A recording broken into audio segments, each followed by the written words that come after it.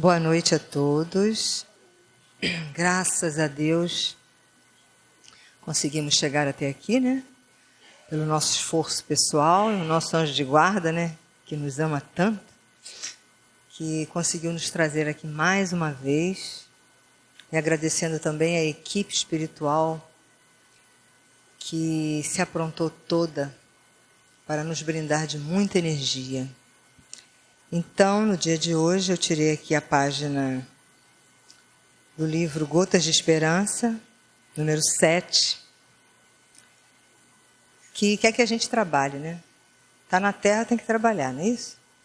Faça tudo com alegria, nada de contrariedade, nunca mostre tristeza ou aborrecimento. Esforce-se para transformar a tristeza em alegria. A tarefa realizada alegremente, a conversação sem tristeza, o comportamento jovial e descontraído são fontes de saúde e paz. Mesmo em dificuldades, esconda a tristeza e faça brotar a alegria. Ela toma sabor especial. Dá-lhe a certeza de saber dominar-se. Aumenta o seu equilíbrio interior. Gera tranquilidade. Você se sente outro. Comandar as emoções é sinal de que somos capazes de construir nosso destino. Então vamos servir a Deus, né? Vamos fazer um esforço para entrar nesse caminho, né? É trabalhoso, porque a gente sempre, né, começa e daqui a pouco desvia. Então, a espiritualidade reforça mais uma vez o trabalho que a gente tem que ter incessantemente, todos os dias. Caiu, ai Senhor, me ajuda. É esse vai e vem diário. Então, servindo a Deus totalmente, diariamente, mais vezes, a gente vai ter muito mais momentos de alegrias na nossa vida. Tudo é trabalho, né? Então, quem já está no trabalho, nós que já estamos nesse trabalho, que a gente peça força e continue, para que a gente vivencie, nos vendo sorrir mais, né? Porque nos alegra e alegra aonde estivermos. Então, hoje, Cristiane vai nos brindar com a palestra Não se pode servir a Deus e a Mamon. Que Deus ampare, a proteja, a intua e que seja mais uma noite envolvida em muito amor junto com Jesus. Graças a Deus. Boa noite a todos. Bom, hoje nós vamos falar sobre o capítulo 16 do Evangelho segundo o Espiritismo, que é Não se pode servir a Deus e a Mamon. É um capítulo assim bastante extenso, traz muita informação, possibilita a gente, né, muito conhecimento e muitas reflexões também. E é um capítulo que fala, no geral, ele vai falar sobre a questão da riqueza e como a gente faz uso da riqueza, dos bens materiais. E aí, para a gente começar, eu trouxe aqui um esclarecimento a respeito do que é Mamon, né? Ou de quem foi Mamon. Então, tem uma definição de que, aliás, vamos começar lá de cima. Olha, ninguém pode servir a dois senhores, porque ou odiará a um e amará o outro, ou se prenderá a um e desprezará o outro. Não podeis servir simultaneamente a Deus e a Mamon. Mamon literalmente significa dinheiro em hebraico, um termo para descrever, na maioria das vezes, riqueza material ou cobiça. Mamon pode representar também um pecado capital, a ganância, né? Ou então a avareza. Em outra visão, Mamon representaria um deus, senhor ou demônio da avareza, um dos 7 príncipes do inferno que controlaria e dominaria as almas dos homens com uma aparência deformada, carregando um grande saco de moedas de ouro e subornando os humanos. Aí lá no Céu e o Inferno, no capítulo 4, que fala, dentre outros, né, fala do inferno cristão, tem lá também uma citação sobre o que é mamon. A expressão mamon aparece no capítulo 4, na lista da ralé de demônios da legião de vampiros, sendo Mamon um dos muitos príncipes que comandariam tais legiões, o demônio da avareza.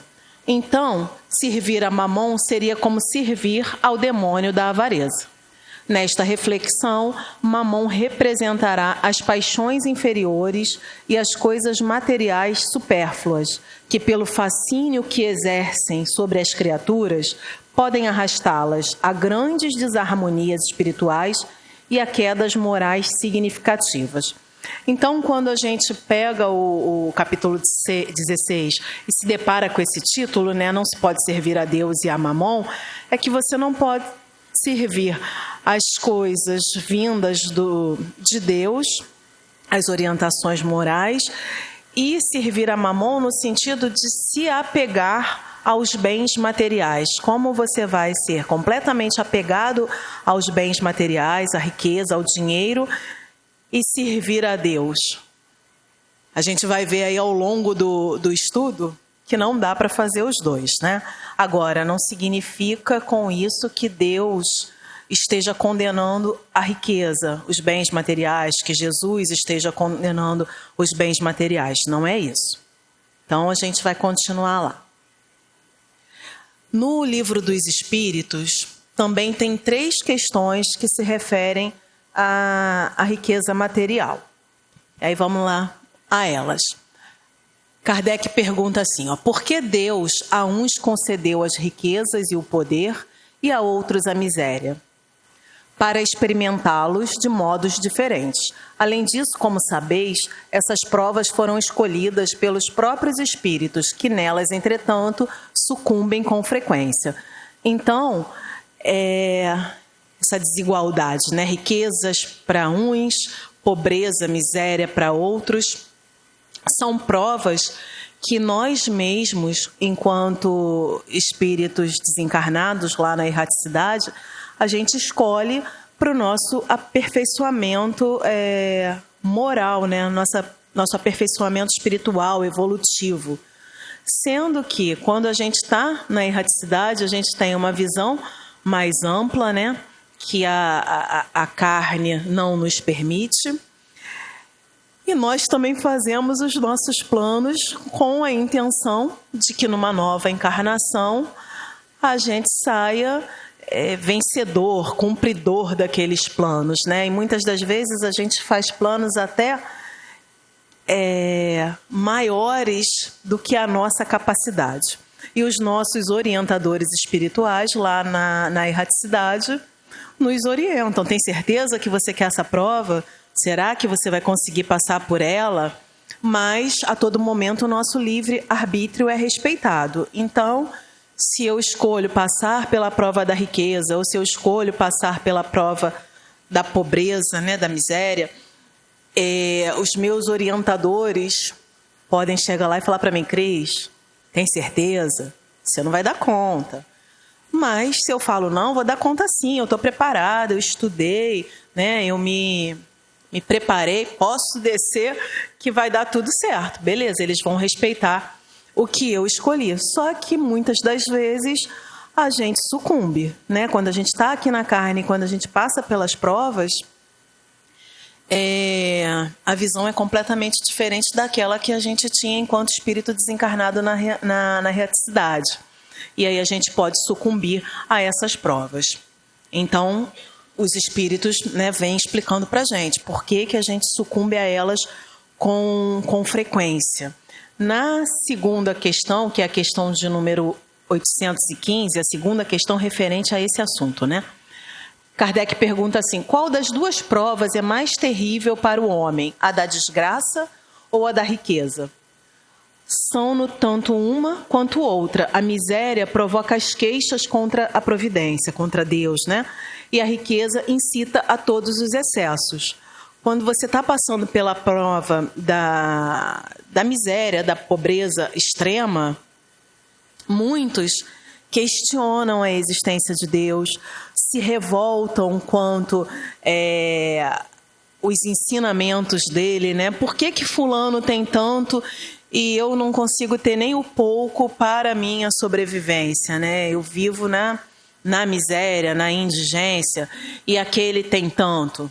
Então, pode ser uma reclamação daquele que está passando por essa prova que ele coloca ali da desgraça, né? Que é da miséria. E o que passa pela prova da riqueza, ele tem mais chances de sucumbir aos excessos. E aí a gente, às vezes, conversando sobre isso, e a gente brinca, né? Mas é melhor passar pela prova da riqueza do que pela da pobreza. Mas será que realmente é? Será que é mais fácil, né? Você viver com o muito, com o ter materialmente em excesso?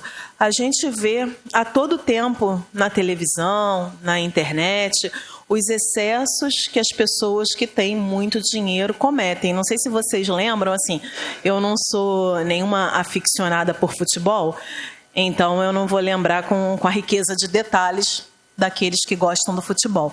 Mas teve alguma comemoração entre jogadores de futebol, e que eu acho que eram jogadores brasileiros, que eles foram a um restaurante e compraram alguma comida que tinha ouro em pó, alguma coisa assim, que era comestível, mas, né, teve alguma coisa nessa situação. Então, se a gente pensa nessa prova da riqueza, a pessoa ter tanto dinheiro a ponto de querer comer ouro e poder pagar por isso.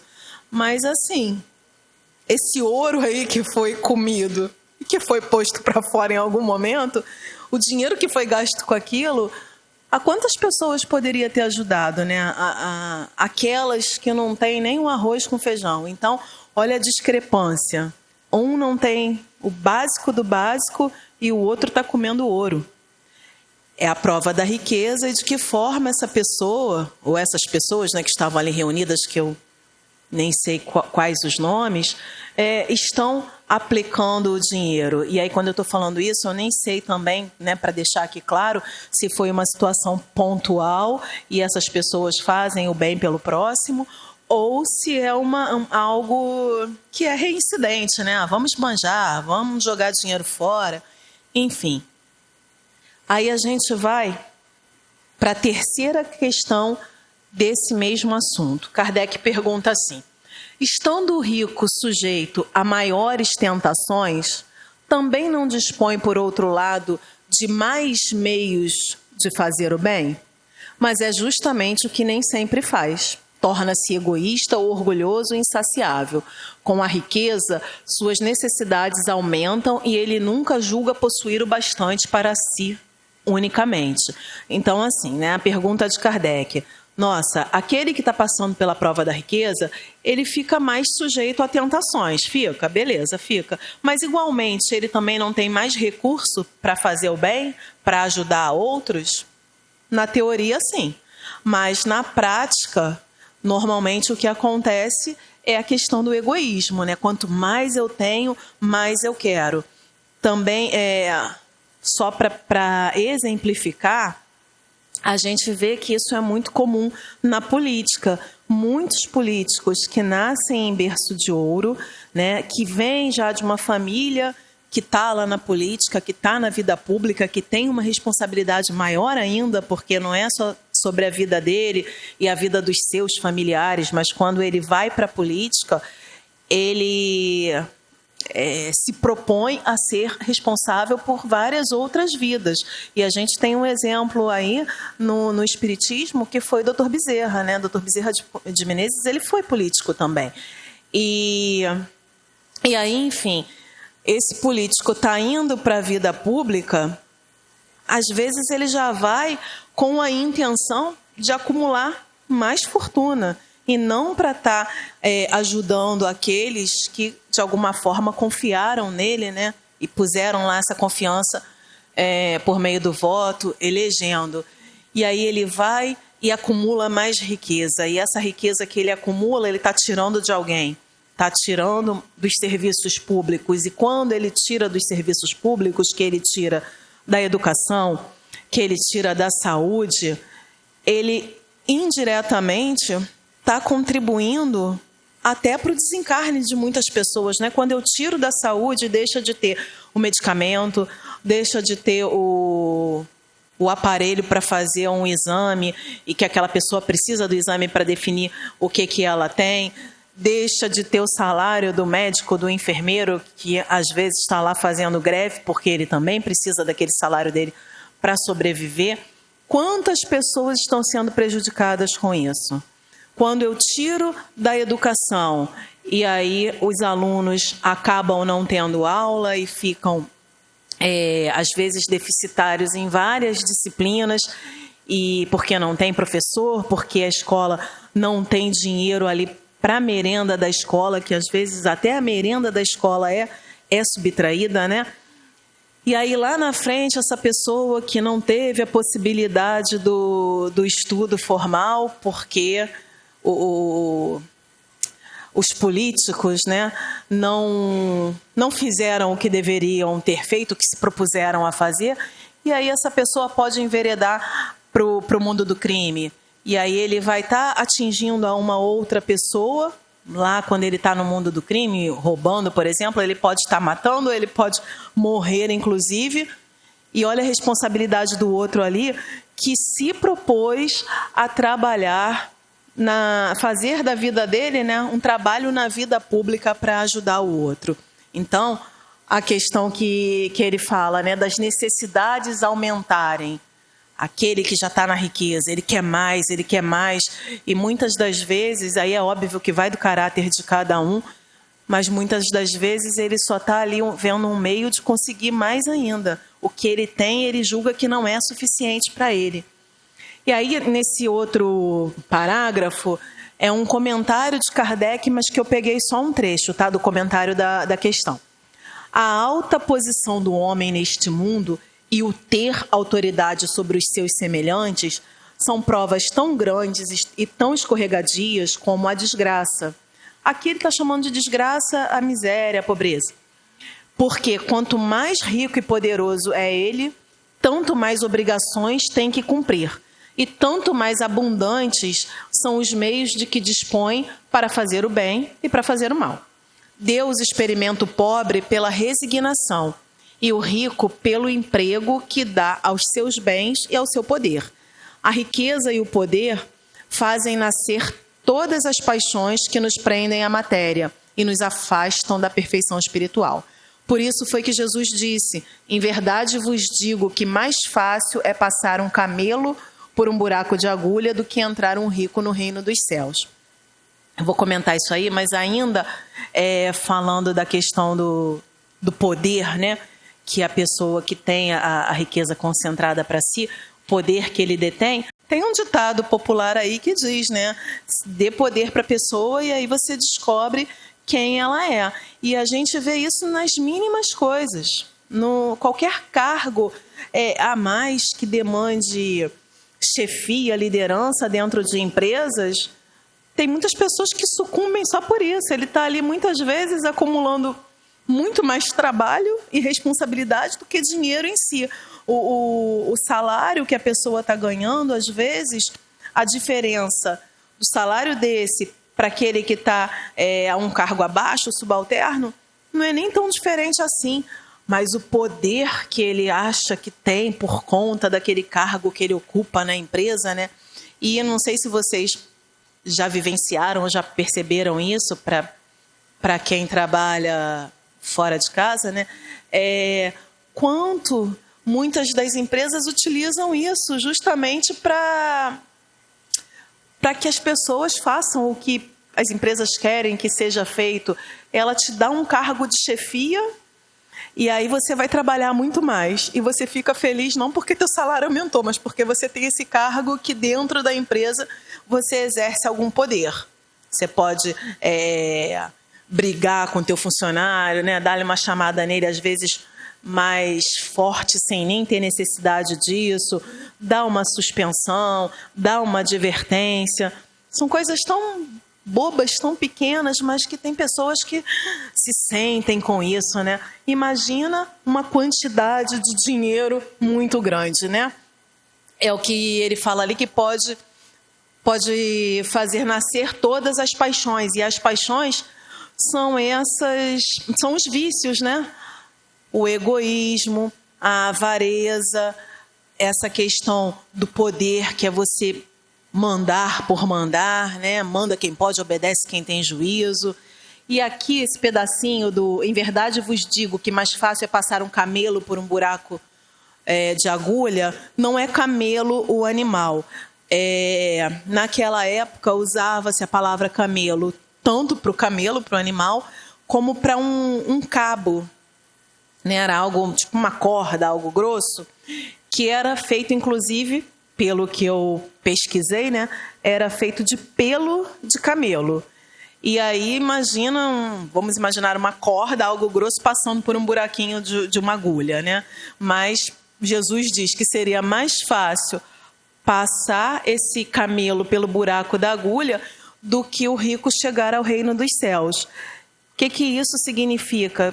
Que a prova da riqueza é tão difícil, a probabilidade de sucumbir é tão grande, que essa pessoa que passou pela prova da riqueza e não soube usar os bens materiais para o bem, para o auxílio ao próximo, ele vai precisar reencarnar outras vezes, né, para que ele se aproxime dessa evolução espiritual que te conduz ao reino dos céus, que não está dizendo, não é dito no sentido literal, né, que a gente vai ficar tipo umas revistinhas que tem assim bonitas do paraíso.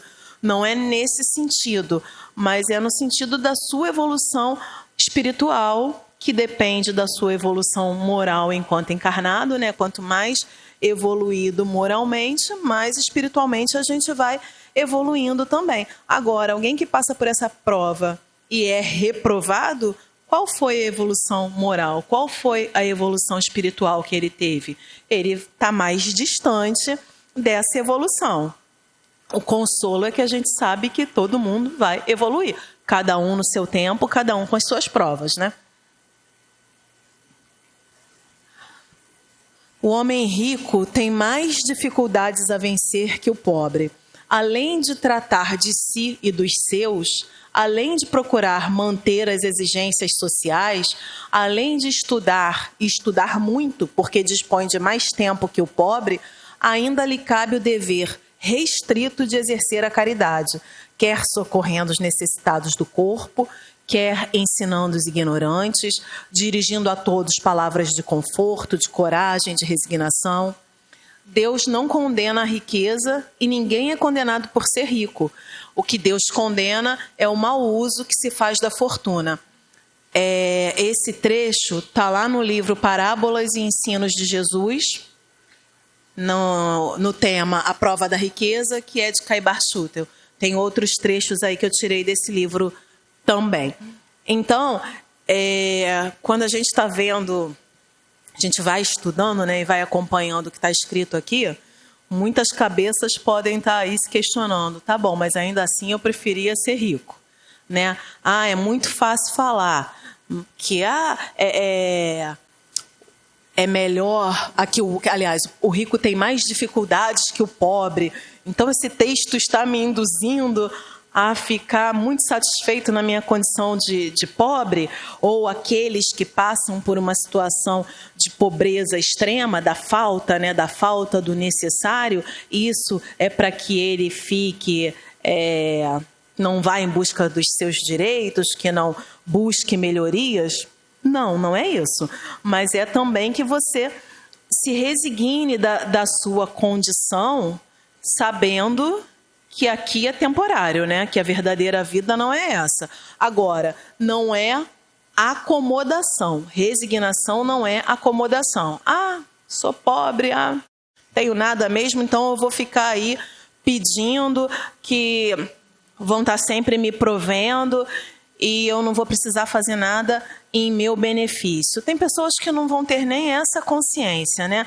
Mas tem aqueles que estão numa situação que é temporária, que assim, a pessoa não se sente confortável em estar lá pedindo. Se for dada a essa pessoa uma oportunidade de trabalho, uma oportunidade de estudo, essa pessoa vai abraçar e vai seguir com a vida dela sem que ela precise depender da esmola alheia, né, do que o outro dê. E aqui ele fala que o rico, né, tem mais, ele estuda muito porque tem mais tempo do que o pobre. Aí eu lembro lá da época da faculdade que tinham muitos colegas que estudavam e trabalhavam. Então, assim, trabalhava o dia inteiro, chegava do trabalho, ia direto para a faculdade, da faculdade ia para casa e ainda trabalhava mais um pouco, né? Porque tem que fazer comida e tal, e o dia seguinte tudo de novo. Tinham aqueles que na época mais velhos que eu já eram casados e tinham filhos, então tinham outras pessoas que dependiam do trabalho dele. E aí ele está dizendo aqui que aquele que não precisa trabalhar e estudar, por exemplo, ele tem mais tempo ali para estar estudando, se dedicando à aquisição de conhecimento. E o que adianta eu adquirir conhecimento e guardar esse conhecimento só para mim, né? Então eu posso passar o conhecimento que eu adquiri para outras pessoas. Ele fala do dever restrito de exercer a caridade. Se a gente pensa na caridade material, uma pessoa mais abastada tem mais condições de fazer a caridade material do que aquele que vive na miséria. Mas aí ele fala, quer socorrendo os necessitados do corpo, quer ensinando os ignorantes. Aí seria nesse caso de eu tenho mais conhecimento, aquele tem menos, eu não estou dando nada de material, mas eu estou transferindo ali o meu conhecimento. Então, também posso fazer isso, né? E a palavra de conforto, de coragem, de resignação, isso vale para todo mundo. Todo mundo pode praticar a caridade, né? A gente não precisa ficar nessa de, mas eu até queria, mas eu não tenho dinheiro. Às vezes o outro nem dinheiro quer, ele quer só que você empreste o seu ouvido. E aí ele só quer o ouvido, ele não quer nem opinião, não quer conselho.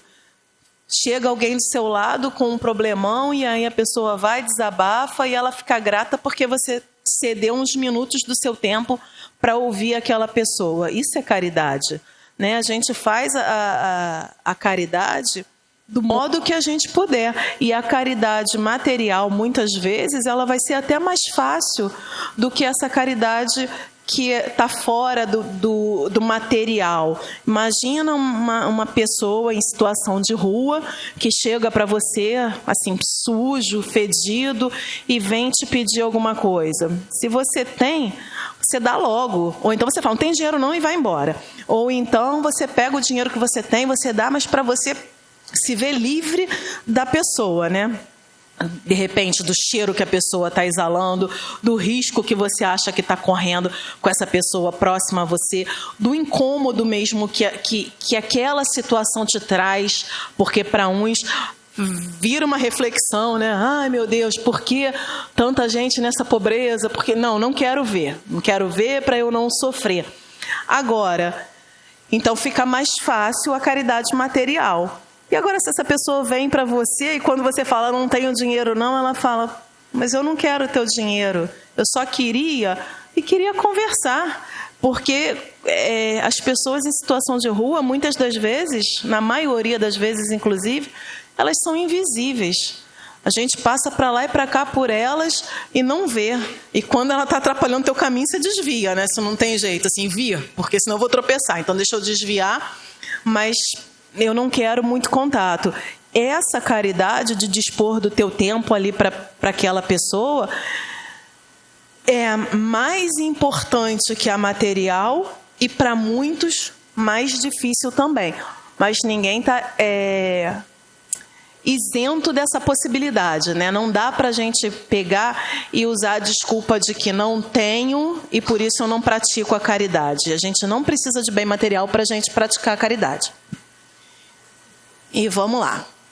Aí aqui no capítulo 16, o Kardec ele traz exemplos por meio das parábolas, né? Ele traz a parábola dos talentos, traz a parábola do mal rico, que em algumas edições vai estar o rico e o Lázaro. E a parábola dos talentos, não lembro dela na íntegra, né? Mas ela está lá no Evangelho. E em vários outros lugares, é só entrar no Google, botar lá parábola dos talentos, e se a gente quer uma coisa específica assim, do espiritismo, parábola dos talentos de acordo com a visão espírita. Pronto, vai vir um monte de coisa. E aí, mas no que consiste a parábola dos talentos? Um senhor, ele vai viajar, e aí ele tem 3 servos, e a 3 servos ele dá os talentos. Para um servo ele dá 5 talentos, para outro 3 ou 2 e para outro 1. E aí ele passa um tempo fora. E talento, no sentido literal, era a moeda da época. Mas a gente pode, quando a gente interpreta a parábola, a gente pode pensar em talento mesmo, assim, o que eu sei fazer, o que eu tenho de talento, né? E aí, enfim, ele vai. Quando ele volta, esses 2 que receberam mais talentos, eles multiplicaram o que eles receberam. E o outro servo que recebeu 1 talento só, não sei se está dando para ver direito, porque assim, quando eu peguei a imagem ela estava clara, mas aí na hora de projetar ela ficou escura. Mas tem um ali com um buraco, tá vendo? Foi o que recebeu 1 talento. Ele vai e enterra o talento. E aí quando o Senhor volta e pergunta, né, aos servos o que cada um fez com o talento que foi dado a eles, eles falam, eu multipliquei, era 5 e passou a ser 10, era 2 ou 3, dobrou também. E aí o de um talento só, o que ele fala? Senhor, eu sei que o Senhor é muito severo, e por medo, né, de perder o seu talento, eu enterrei. Está aqui de volta o seu talento. Os outros 2 foram elogiados pela multiplicação, e ele foi repreendido, chamado de servo mau, que recebeu o talento e não fez nada com ele. Ainda que fosse por medo, ele não fez nada, né? Aí agora aqui o Caibar, ele fala um pouquinho do que é a interpretação dessa parábola. Exprime perfeitamente os deveres que nos assistem, material, moral e espiritualmente. Todos somos filhos de Deus. O Pai das almas reparte com todos igualmente os seus dons. A uns dá mais, a outros dá menos, sempre de acordo com a capacidade de cada um. Que isso fique bem frisado, não é por injustiça, porque Deus não é injusto. Ele dá de acordo com a nossa capacidade, né? Lembra lá na erraticidade, a gente fazendo os nossos planos de sucesso na reencarnação, e aí o que adianta você vir com mais do que você pode para aquela encarnação, né? Às vezes a gente vem com pouquinho que a gente vem, a gente ainda erra, imagina trazer muita coisa e mesmo, né, que tem chance de dar ruim. A uns dá dinheiro, a outros sabedoria, a outros dons espirituais e, finalmente, a outros concede todas essas dádivas reunidas. Aí você imagina a responsabilidade daquele que recebe, né, dinheiro, sabedoria, dom espiritual, ele recebeu isso tudo. A responsabilidade dele é muito maior.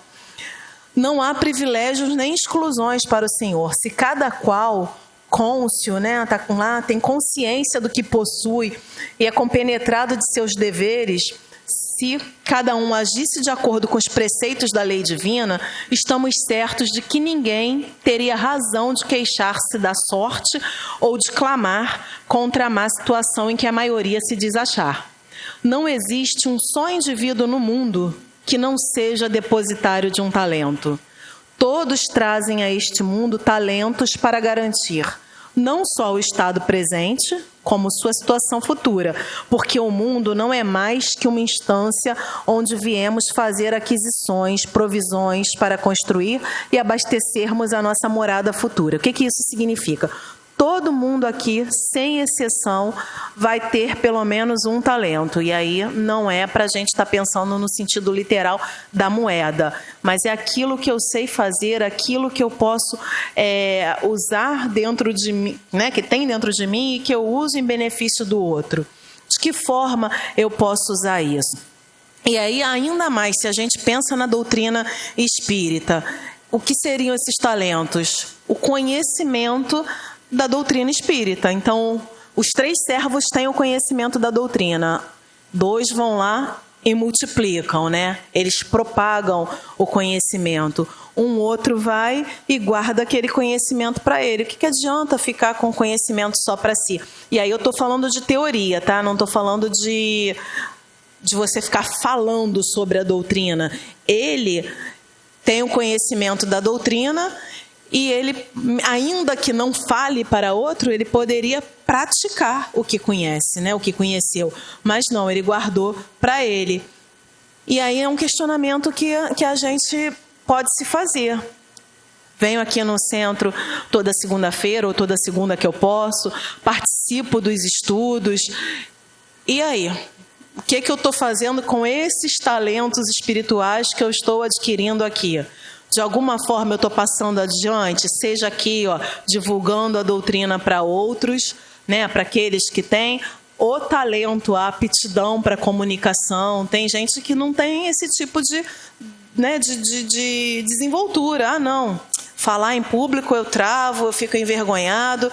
Mas você pode praticar de outra forma, você pode contribuir com os talentos que você tem para divulgar a doutrina. Quando eu fui chamada para fazer palestra a primeira vez, a resposta que eu dei foi: não quero, estou com medo, meu Deus, falar para um monte de gente, não quero e tal. Aí foi a Beth pegou e falou assim: tá bom, Cris, você não quer, tudo bem. Aí fui para casa e eu já estava aqui na época em que a casa tinha mocidade, eu fazia parte dos evangelizadores da mocidade, né? E aí, assim, ou seja, já falava sobre espiritismo para outras pessoas, mas travei. Aí eu fui para casa, pensei. Também tem um ditado entre os espíritas, quando o espírita está pronto, o trabalho aparece, não é isso? E aí eu liguei para a Beth, falei: não, Beth, vou fazer assim. Aí fiquei pilhada lá e os temas das palestras sempre são nos dados com muita antecedência. Então, eu acho que foram meses no desespero. Só que depois eu pensei e falei comigo: para de graça, porque você é professora. Então, a questão do falar em público não é um problema, né? E o restante é estudar, porque eu não tenho, né, decorado o Pentateuco. Não tenho decorado e menos ainda introjetado, que essa é a preocupação maior, né? O decorar é muito mais fácil do que você introjetar, mas estuda, se prepara e vai lá, e contribui com o espiritismo, e propaga a doutrina. E hoje eu já não sei nem mais quantas palestras eu fiz. Então, assim, cada um procura o seu talento, e com o talento que você tiver, passa isso adiante. Aí aqui é a do Lázaro e do rico. Duas pessoas, né? O rico, e Lázaro era o miserável, que vivia das sobras, das migalhas. E aí eles desencarnam. E quando eles desencarnam, Lázaro vai para um lugar maneiro e o rico não. E aí o rico, ainda assim, estando numa situação completamente desfavorável, aí ele fala para Abraão: pai Abraão, chama Lázaro para molhar os dedos e me dar água, porque eu estou com sede. Quer dizer, o cara não aprendeu nada, né? Porque lá do outro lado, depois de desencarnado, ele ainda está querendo alguém para servir a ele. E aí Abraão explica a ele que Lázaro está numa condição mais favorável que ele, porque embora ele tenha tido a riqueza material disponível para ele no plano terreno, ele não soube aproveitar, né? Nem para alimentar uma pessoa próxima a ele, ele deixava que ele comesse as migalhas e não dava o alimento. Aí vamos lá ver o que Caibar falou. Os Lázaros não são esses pobres orgulhosos do mundo, que não têm muitas vezes o que comer e o que vestir, mas estão cobertos com a púrpura do orgulho. A púrpura é uma menção que é feita à roupa do rico, que é a cor da roupa mesmo, né? Que ia do vermelho até o púrpura, que é o roxo, que também simbolizava a riqueza na época. Não é essa gente que não tem dinheiro, mas tem vaidade, não tem palácios, mas tem egoísmo, não tem jantares opulentos, mas tem prazeres nefastos. Não. Os pobres de que Lázaro serviu de símbolo na parábola são os que sofrem com resignação, são os que desprezam os bens da terra porque buscam as coisas de Deus. São aqueles que, pacientes e resignados, não se revoltam, porque creem no futuro e esperam as dádivas que lhes estão reservadas por Deus. Eles sabem, porque estudam, esperam e oram, que existe um Criador, um Pai Supremo, que lhes dará o prêmio de suas vigílias, um salário pelos seus afazeres morais, uma luz para a sua orientação espiritual, e que esse prêmio, esse salário, essa luz, embora às vezes pareça tardar, não faltará, porque a justiça de Deus é infalível. Novamente, é só um trecho, tá, do que Caibar escreve lá nas parábolas e ensinos de Jesus. Quando a gente lê esse pedaço aí, quantos de nós somos os pobres ali do início, né? Os orgulhosos do mundo, que estão cobertos pelo orgulho, pelo egoísmo, pela vaidade. E esse pobre aí que o Lázaro representa, eu penso que ainda seja a exceção, né? Essa pessoa que não está preocupada com os bens materiais, que sabe que há algo muito melhor e maior do que os bens materiais. E aí, saber disso, todo mundo aqui sabe, né? Se a gente está aqui toda segunda-feira, a gente está ouvindo, embora com palavras diferentes, a gente ouve a mesma coisa. Mas e o praticar? Será que a gente já consegue praticar, né? Será que a gente consegue, como Lázaro? Mas é exercício, né, gente? E a gente tem várias encarnações para a gente praticar isso. Aí eu trouxe agora alguns exemplos, exemplos que são nossos conhecidos, né, das histórias do cristianismo, de pessoas, de personalidades que a riqueza, de alguma forma, podia atrapalhar e que eles abriram mão da riqueza. Ali o primeiro é Zaqueu, que ele era o chefe dos publicanos, ele era o chefe dos cobradores de impostos. Então Zaqueu tinha muito dinheiro, né? E tem um momento que Jesus ia passar por lá onde ele morava e ele, por ser baixinho, ele subiu numa árvore porque ele queria ver Jesus. E aí Jesus vai até ele e ainda fala para ele que naquela noite iria jantar na casa dele. E ali Zaqueu fala que o que ele errou em relação aos outros, né, o dinheiro de outras pessoas, ele devolveria 4 vezes mais para aqueles que ele lesou de alguma forma. E daria, se eu não me engano, e aí dever de casa, né, para ter certeza do que eu estou falando, é só pegar o evangelho e ler que está lá. Ele pegou metade dos bens dele e distribuiu. E aqueles que ele, de alguma forma, lesou diretamente, ele devolveu 4 vezes mais. Então, olha aí, ele com a riqueza material e a modificação que ele fez nele a partir do momento que ele vai e se interessa por Jesus, né? Porque ele sobe na árvore para ver Jesus passar, e Jesus vai lá na casa dele. Aí o outro é Paulo de Tarso, que antes do encontro com Jesus era Saulo, e ele era um doutor da lei que perseguia os cristãos, achando que estava fazendo certo, né? E aí depois ele encontra com Jesus já desencarnado, e Jesus pergunta a ele: Saulo, por que me persegues? E ele fala: Senhor, o que queres de mim? E a partir daí tem a modificação de Paulo, né? Até para marcar, ele deixa de ser Saulo, passa a ser Paulo, e ele é um dos grandes apóstolos de Jesus, ele propaga o cristianismo. E aí, com isso, ele deixou a riqueza material dele, porque ele passou a ser tecelão. Ele tinha esse estudo, esse conhecimento da tecelagem, e quando ele passa a ser Paulo e a pregar os ensinamentos do Cristo, é como tecelão que ele sobrevive. Francisco de Assis também, que ele abdica dos bens materiais, né, da fortuna da família, e ele vai viver entre os pobres. Ele é conhecido como o pobrezinho de Assis. Também abdicou da riqueza material. E os 3, abdicando da riqueza material, o quanto eles cresceram, né? Então, no caso deles, a riqueza material era algo que atrapalharia a vida deles. Aí eu trouxe exemplos que são nossos contemporâneos do uso da riqueza, né? Porque como a gente viu lá atrás, Deus não condena a riqueza, e sim o mau uso dela. Então, tem figuras públicas nossas conhecidas que usaram a riqueza em algum momento para ajudar o próximo. O Ayrton Senna, ele tinha o desejo de ajudar outras pessoas pela educação, e quando ele desencarnou naquele acidente, a irmã dele, Viviane Senna, se eu não me engano, ela levou adiante o sonho do irmão e criou o Instituto Ayrton Senna, que é mantido, com certeza tem parcerias, mas esse sonho inicial veio da riqueza do irmão, né? Ali o Bill Gates, o dono da Microsoft, né? O cara milionário, bilionário, e ele tem diversas ações sociais.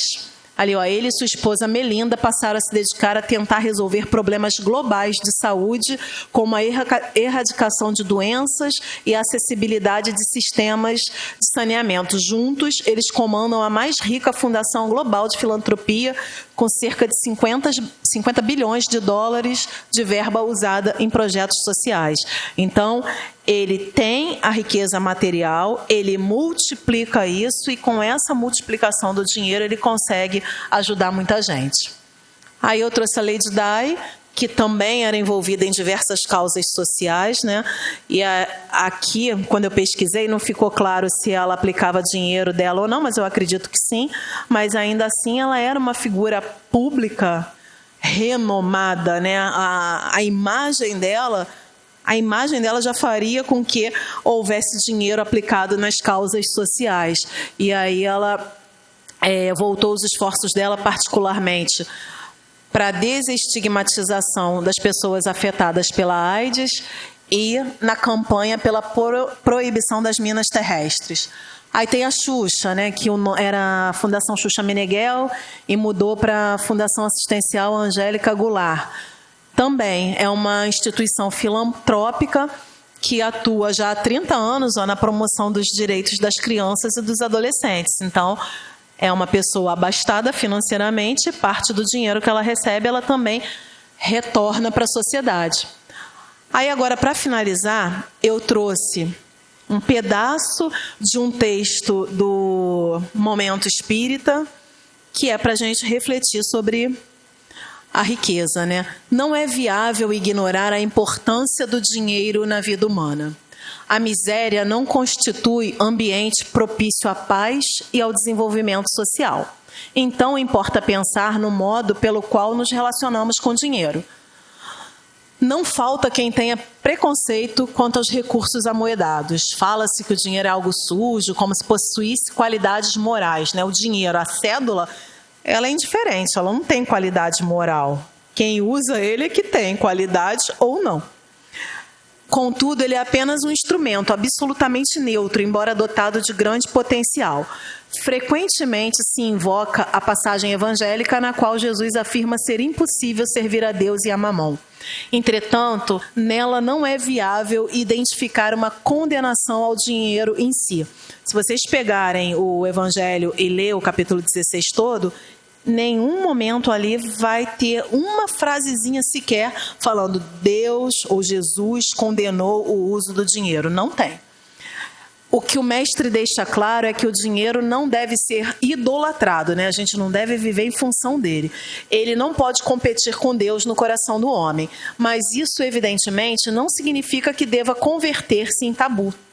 A posse de grande fortuna muitas vezes instila no coração do homem uma falsa impressão de superioridade, aquela questão do poder que a gente já falou. O rico vicioso costuma ser bem recebido em todos os lugares. Isso talvez lhe dê a sensação de tudo poder e de que as regras morais não se lhe aplicam, né? Que ele está, por conta do dinheiro, ele está acima do bem e do mal. A riqueza também propicia a satisfação dos mais loucos caprichos, como comer ouro. Justamente por isso, ela dificulta a pacificação interior. Mas por ser uma prova difícil, não se segue que a fortuna seja intrinsecamente má. Quem dispõe de vastos recursos pode ser extremamente útil à sociedade, como esses exemplos aí dos nossos contemporâneos. As indústrias empregam milhares de pessoas, assegurando dignidade aos trabalhadores. O homem é muito mais feliz ao receber um salário que mereceu do que ao estender a mão para pedir esmolas.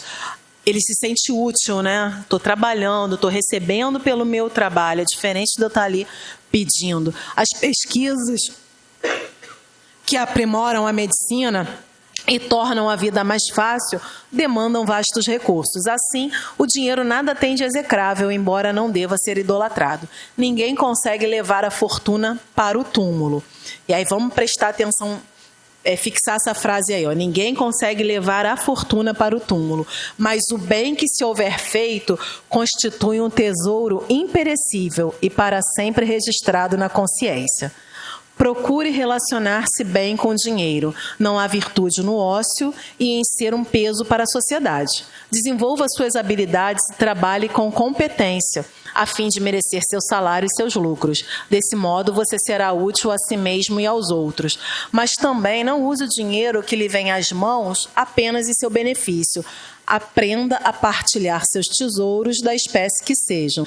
Servir a Deus implica ser um bom depositário de todos os talentos recebidos. Porque, gente, com os talentos que a gente recebe e dependendo do uso que a gente faça, como a gente pratique, como que a gente vai voltar para a espiritualidade, né?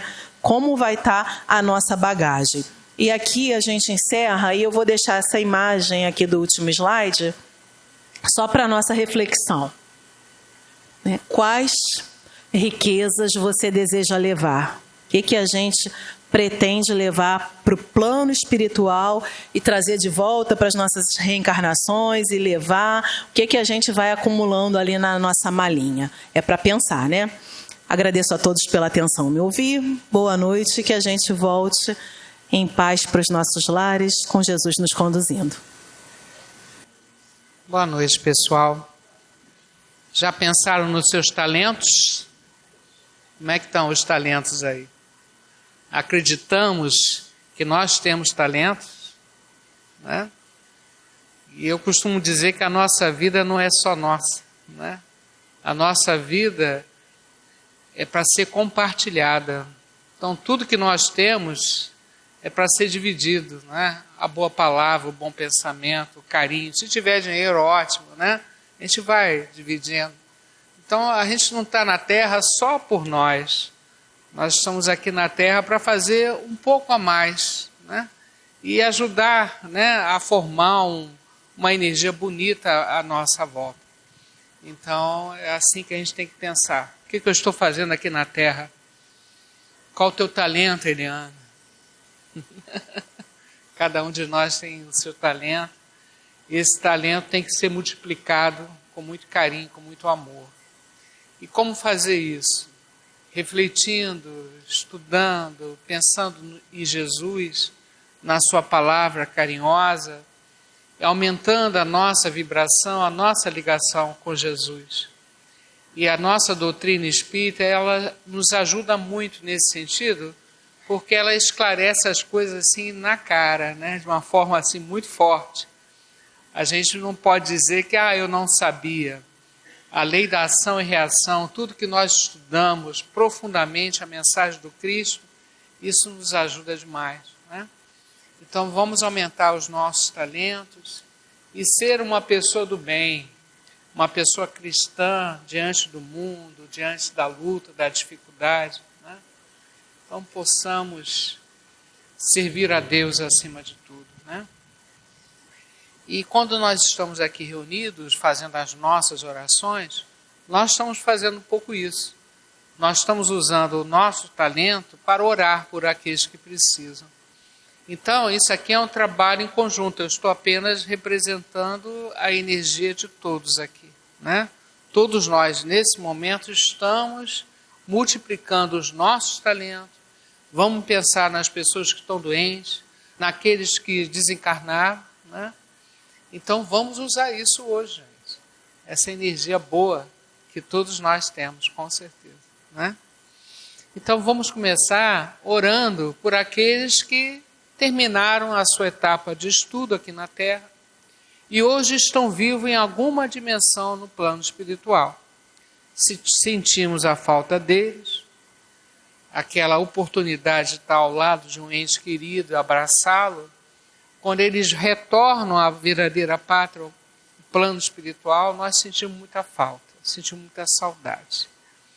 Mas nos consola em saber que eles estão protegidos, que eles estão vivos em alguma dimensão, como a nossa irmã Marluce Loureiro Muniz, desencarnou há 4 meses, deixando muita saudade, né, no coração do seu filho aqui presente. Mas Marluce, com certeza, na visão dela no plano espiritual, é muito maior, muito mais ampliada, e ela está muito protegida lá, né, ao lado dos seus familiares, continuando a sua batalha na sua evolução espiritual. Assim como todos nós que temos, de repente, uma mãe, um avô, um filho, um amigo do outro lado da vida, e nós temos a certeza que eles estão amparados, não pode ser diferente, porque Deus é Pai, Deus é justo, Deus é amor. Então nós queremos, nesse momento, a orar por todas as pessoas que nós amamos e que estão no plano espiritual, as nossas companhias espirituais, os nomes, né, que nós colocamos na caixinha de prece, os nomes que estão na nossa mente, no nosso coração. Nós queremos, nesse momento, pedir a Jesus por nós, para que a nossa humilde energia, o nosso pequeno talento, possa ser multiplicado nesse momento, para chegar a esses corações que nós amamos tanto, dando um abraço neles, um abraço de saudade, mas um abraço de vida, porque eles estão vivos no plano espiritual. Então nós queremos mandar muita energia bonita, muita saudade em forma de amor, vários corações iluminados para todos esses irmãos. E pedimos: Pai nosso, que estás no céu, santificado seja o vosso nome. Venha a nós o vosso reino. Seja feita a vossa vontade, assim na terra como no céu. O pão nosso de cada dia nos dai hoje. Perdoai as nossas ofensas, assim como nós perdoamos os nossos ofensores. Mas não deixeis cair em tentação, livrai-nos de todo mal que assim seja. Com essa oração tão profunda, que tem uma repercussão no astral muito grande, nós queremos homenagear a todos esses entes queridos, a tantos irmãos que nós não conhecemos também, que estão no plano espiritual, para que eles se fortaleçam, sigam em frente com alegria, nessa verdadeira pátria que é o mundo espiritual. Um abraço no coração de todos. Graças a Deus. Então, nós estamos hoje aqui vibrando, dividindo o nosso talento, nós estamos multiplicando isso, e essa multiplicação vai mexendo com o nosso fluido cósmico universal à nossa volta, vai dando qualidade a esse fluido cósmico universal e vai sendo direcionado para onde nós quisermos. Nós temos essa capacidade. Então eu peço a cada um de vocês que mentalize acima de tudo a Jesus. Imagine Ele entrando na sua casa.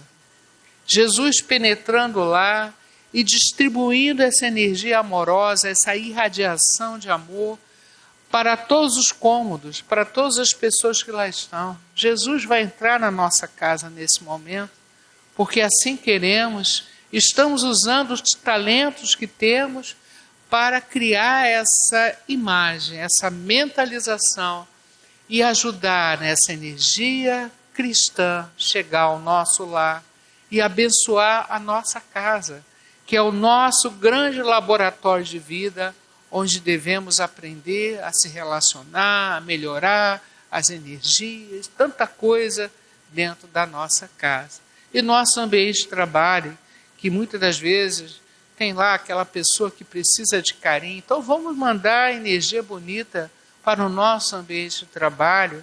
E a gente quer mais, porque os nossos talentos estão se multiplicando. Então nós queremos distribuir essa energia amorosa que nós construímos aqui para o nosso bairro, né? Para a nossa comunidade, para o nosso Rio de Janeiro, para o nosso Brasil, para a terra, querida terra amada, criada por Jesus. E se espalhe ao máximo em torno de nós. São as irradiações que vão passar pelos endereços que nós colocamos na caixinha de radiação. Nós já falamos aqui, tem uma equipe responsável no plano espiritual para cada caixa daquela.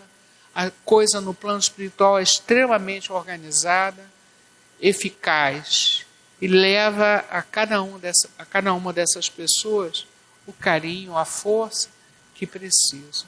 Então, que essa energia boa se espalhe em torno de nós.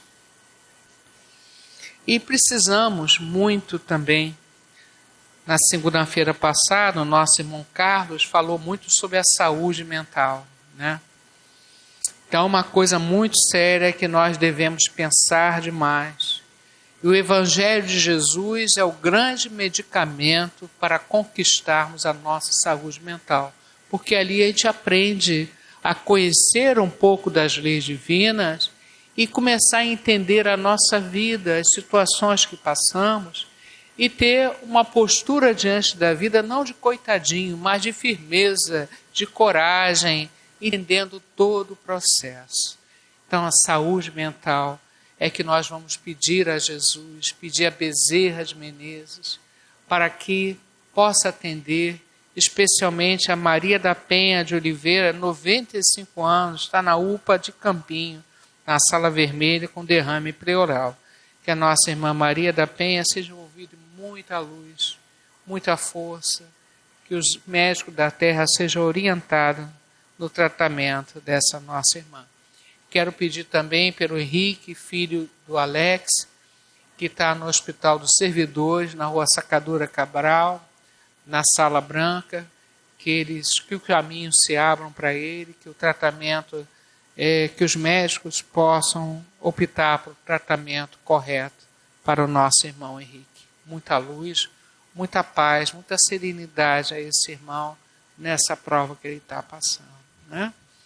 E todos os nomes que nós colocamos na caixinha de visita médica, por todos nós que estamos aqui, com certeza viemos hoje a esta casa em busca desse alimento espiritual, para reequilibrar a nossa mente, reequilibrar as nossas células, para nos ajudar a ser uma pessoa cada vez melhor aqui na Terra, né?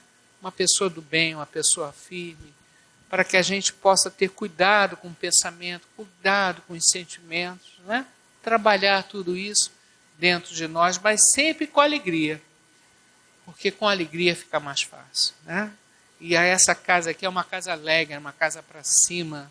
A doutrina espírita é uma doutrina alegre que nos impulsiona para frente. Então, nesse momento, nós pedimos. Contam que Jesus certo dia andava junto ao lago azul de Genezaré. Vamos mergulhar nesse lago. E as multidões ele ministrava seus ensinamentos de amor e fé, com saliva e lodo curava os cegos, junto ao velho tanque de Siloé, numa tarde linda de primavera. Outros mais prodígios ele fizeram na cidade santa de Nazaré. Foi um bom Jesus que nos ensinou junto ao lago azul de Genezaré. caridade, amor, bondade, luz, verdade, fé. Tanto no Tabor, em Jerusalém, quanto na Betânia, em Genezaré, ele foi caminho, verdade e vida, como ainda é. Jesus, amigo querido, atenda a todos nós aqui nas suas necessidades mais profundas que o Senhor sabe, reconhece e ajuda. Todos nós possamos receber o teu abraço, Jesus, para estimular a nossa alma a crescer, a seguir o caminho do bem. Abençoe meus irmãos que estão pela rua, em situação tão delicada, sofrida, irmãos que estão nos hospitais, nos asilos, orfanatos, prisões.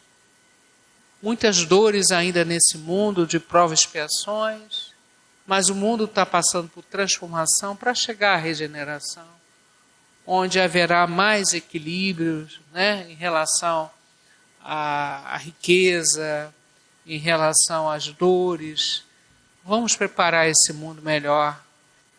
Cabe a cada um de nós, que somos trabalhadores da última hora, fazer a nossa parte.